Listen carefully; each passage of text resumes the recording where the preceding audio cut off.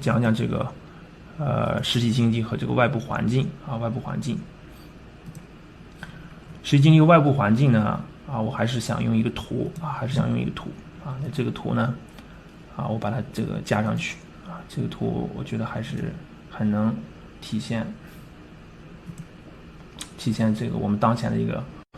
环境的。好，这个十面埋伏啊，又是十面埋伏，上次我视频里面也用了。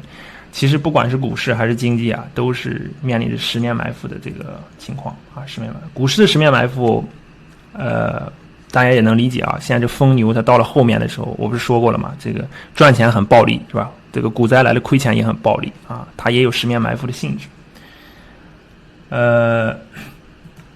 我们先讲几个十面埋伏啊。第一个肯定要考虑疫情啊，疫情是当前的主要矛盾，而且疫情的这个扩散还在继续啊。疫情大家好像麻木了，对吧？因为时间长了麻木了，国内也控制得好，没感觉了啊。但是大家不要忘了，全球的疫情还在飞速增长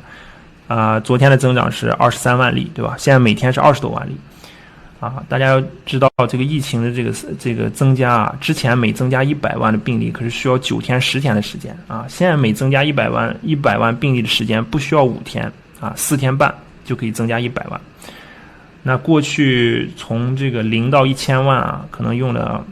多少？用了80-90天吧。未来从1000万到2000万可能只需要40天就可以了啊，可能40天，就是1个半月都不到的时间就会到2000万。现在总的案例病例我记得是1230多万吧，1200多万，对吧？而且这个疫情有个特点大家可以看到了，这个一个是美国增速还是非常高啊，现在每天已经有7万例了，7.1万例。然后然后就是印度印度的这个增长势头非常猛，现在每天是2万例啊，我觉得它用不了可能1周2周的时间，很快就上3万例啊。将来这个疫情的这个巅峰每日新增的巅峰的数据一定是印度创造的啊，一定是印度创造的。而且大家不要忘了，印度的这个医疗卫生条件没法跟美国相比啊，非常薄弱的啊。如果他到了这个一天6万例、7万例、甚至10万例，他还能不能承受？他国内到底会发生什么情况啊？这个莫迪作为这么强势的一个总统他会怎么选择这个国家的方向？这是疫情疫情的这个非常可怕还在这个速度还在增加。还在一个加速的轨上的。其实大家如果对指数型增长有概念就能理解这种可怕性。就是你看我们这个投资理财说复利是财富的一个利器，对吧？复利增长非常可怕，比如年化30%， 3年就翻倍，对吧？如果年化20%增长，4年半不到4年就翻倍，对吧？复利的增长是指数级的增长所以这个疫情也一样，它这个传染也是指数型增长，所以你后面会越来越快后面会如果没有得到很好有效控制的话就是速度越来越快。那这个东西到一个临界点以后那大家的这个恐慌情绪又会席卷而来，那对资本市场又会形成新的冲击那这个第二轮再来的冲击可就不那么好解决了第一轮的冲击大家这个有货币政策，对吧？有各种各样的这个方式方法货币政策的支持怎么样？等到第二波再汹涌来临的时候对信心和预期的这种打击那是非常大的。这是第一个，这个现实世界的十面埋伏。第一个疫情的埋伏。第二个就是中印的冲突中印的冲突其实非常复杂大家不要看这个好像达成协议了，双方后撤各撤个 1.5 公里好像没事了，是吧？实际上呢，中国是真不想打但是印度呢更可能是权宜之计他在大量的买武器大家也看到了，他这个从苏联那边买从这个以色列买，从这个法国买大量的这个扩军买武器，而且还在不停的增兵，是吧？增兵之前3万6，说现在还要再增7万大量的在增兵所以这个中印冲突可能远远没有到尽头而且大家知道这个大雪封山到10月份以后就大雪封山，对吧？所以说它战略上怎么抉择我觉得很快我觉得在8月份就能看到印度的一个真正选择。这是第二个，就是中印冲突现实世界的埋伏。第二，中印冲突。那第三个呢，就是中美冲突其实我把中美冲突放在后面是我认为中印冲突的这个风险级别比中美冲突更高美国呢，它不一定真的去这个下场的，就是真的是跟中国就是发生正面战争冲突我觉得这可能性比中印要低一点我个人认为然后中美冲突现在有几个进展，有几个变化。第一个呢是特朗普昨天如果大家翻墙或者看一些能看到这个英文的一些新闻，可以看到他昨天明确说他说目前不考虑第二段的这个贸易协议，而且他认为整个中美的关系就是 severely damaged， 就是很严重的破坏，然后这个第二阶段贸易协议完全不考虑了。这是一个变化。第二个变化就是也是10个小时之前吧，就美国政府就是他国务院警告在华的美国公民有可能面临就是任意执法的这种风险这种风险在增加，其中包括拘留和禁止出境然后他给所有在中国的在华的这个美国公民写的这个电子邮件写的公开信，所以这也是一个新的变化这种种的种种吧，都预示着这个中美关系就更加复杂化冲突可能会更加激烈当然大家也会说这个外交部长王毅对吧，这个前天刚说了，就是说希望中美关系重新恢复到新的轨道我们可以敞开谈或者怎么样就摆出了一个就是有一个姿态对吧，但是后面怎么进展我们可以拭目以待我觉得难度比较大因为这个不是说一个姿态就能解决问题的，这个有深层次的很多因素。这是第三个十面埋伏。第三，中美冲突然后我们再看第四是这个第四是产业链的转移产业链其实一直在转移只不过大家有的关注到了，有的没有关注。那就7月11号就是这个昨天的消息，那富士康呢计划投资10亿美元扩建印度南部的这个 iPhone 组装厂。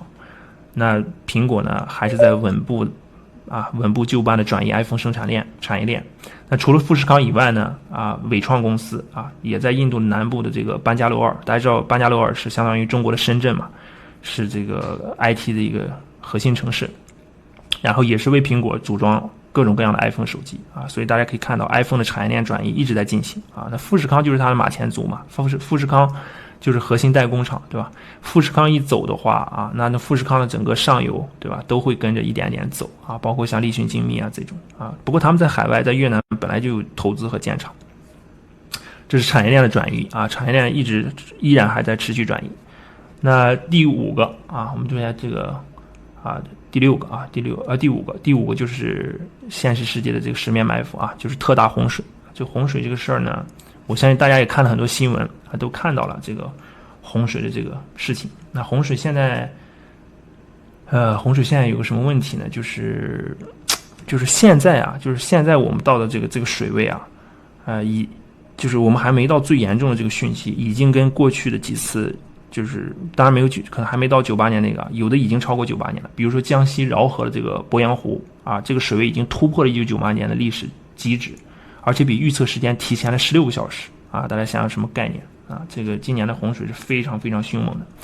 然后武汉长江的汉口水位也已经达到这个历史第5他们预计16号的时候达到历史第2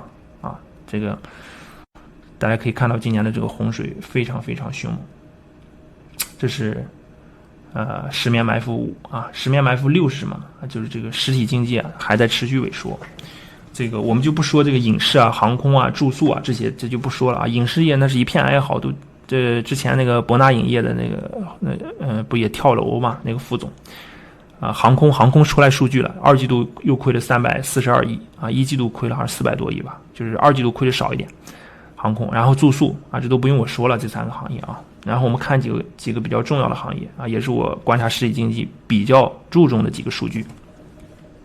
那第一个数据就是手机手机其实是个很大的市场手机这个市场也很有意义我喜欢关注手机包括 PC。那6月的国内手机市场总体出货呢是2863万部同比下降 16.6%1到6月份总呢是 1.53 亿部，同比下降 17.7%大家可以感受到是经济说复工好了对吧，但是其实消费还在持续萎靡。6月份的这个下降幅度并不低6月份这个出货量还是下降了很多大家知道这个手机在高峰期的时候2017年中国卖了多少手机吗？那个时候是 4.8 亿部17年是我们手机的一个巅峰 4.8 亿部。那现在如果你看这个按上半年现在只有 1.53 亿部，下半年我再给它算个 1.5 亿部好了，全年也就3亿部大家感受一下，从 4.8 亿部下滑到3亿部，下滑了多少下滑了将近 37.8%， 将近 38% 这个水平下降非常高非常大。所以这是第一个手机第二我们肯定要关注就是汽车熟悉我节目的人知道我肯定很关注汽车啊，汽车呢有2个数据稍微有点打架，有点冲突啊，一个是乘联会的，一个是中汽协的。那乘联会的数据呢？啊，我给大家看，等一下，我给大家看一下这个数据啊。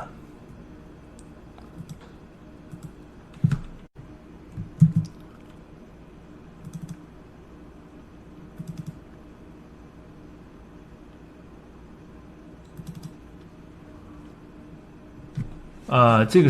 就是1月啊，1月到5月，其实6月份也数据也出来了啊。我一会儿看一下，找一下那个6月份，大家可以看到这个数据稍微有点打架，就是前3个月没问题，都是下滑幅度差不多，然后到了4月、5月就有巨大的差别啊。大家可以看到4月份，你看那个中汽协的数据是207万辆，对吧？增加了 4.4，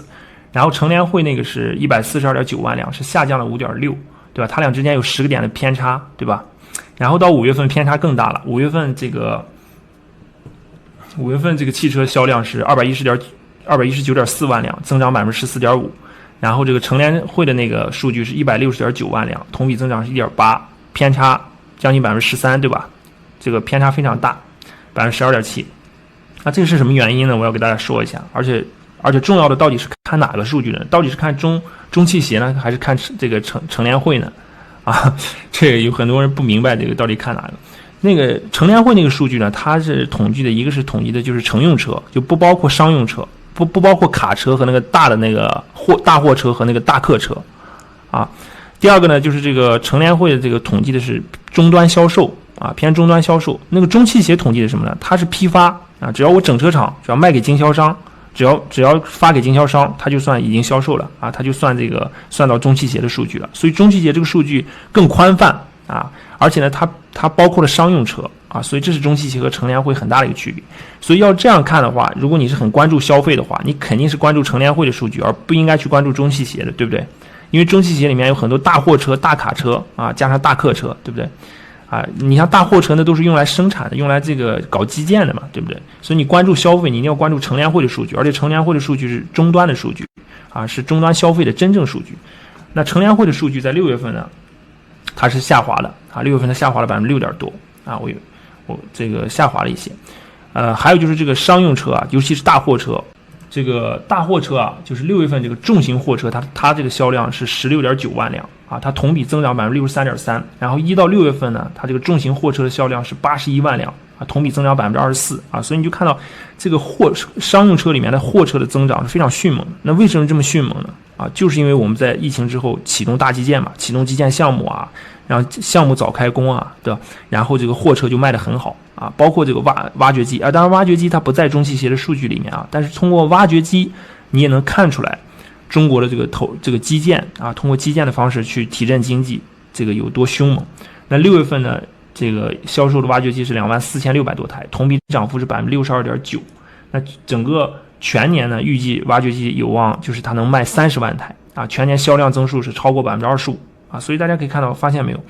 就是代表消费终端的乘用车在下滑，然后代表生产啊，代表投资端的啊，这个挖掘机也好啊，大货车也好啊，都在增长，而且增速还非常高啊，都是双位数的增幅，24.5%的增幅。所以你看这个啊，你也能就是大概越来越明白啊，中国现在是什么样的一个格局啊？债务在迅猛增长，债务投到哪里了？第一，借新还旧；第二，固定资产投资，对吧？第三，资本市场啊，或者房地产市场啊，也就是所谓的投机市场，对吧？就这3部分。然后呢，消费在持续萎靡啊，虽然大量的放水，但是消费就是很萎靡啊，这个实体企业经营非常困难啊，非常困顿，